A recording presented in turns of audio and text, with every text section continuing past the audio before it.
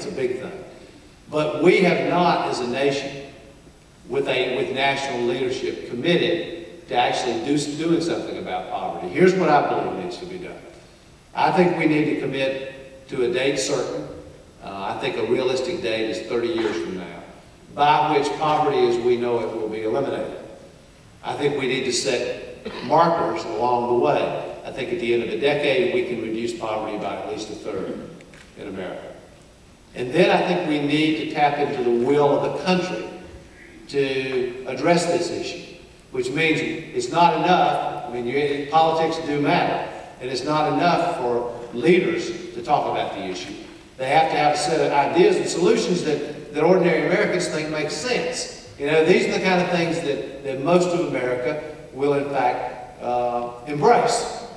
Because what a lot of people were discouraged about the war on poverty that began in the 60s, is they saw this big, what they perceived to be a big bureaucracy build up. They saw money not getting to the people that needed help. And probably worst of all, they saw what they perceived to be a cycle of dependency instead of independence. And what we need is national leadership driven by ideas that are value-based, that are based on the values that most Americans believe in. And with that done, there's a great deal that can be done about poverty in America. But I will say, I think the political will to do it, while it's there, has to be tapped. In order for it to be tapped, people have to believe that what it is you want to do makes sense to them. I mean, most Americans want people who are capable of working to work. They don't want them to not work if they're able to work. They want people to be able to help themselves. They worry about what they would perceive to be government programs that are inefficient or broken down and ineffective. And a lot of those concerns are legitimate.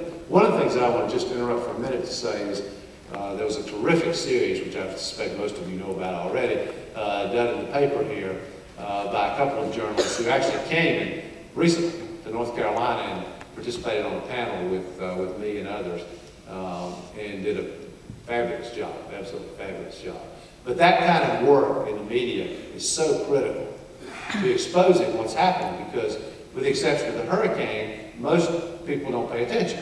I mean, and you can't be too critical about it because people are busy with their own lives, they've got a lot going on, and they, without leadership, don't pay attention to the millions of people who live in poverty every day. So it's important to have the media drive the issue, and it's absolutely critical to have national leadership on this issue. So what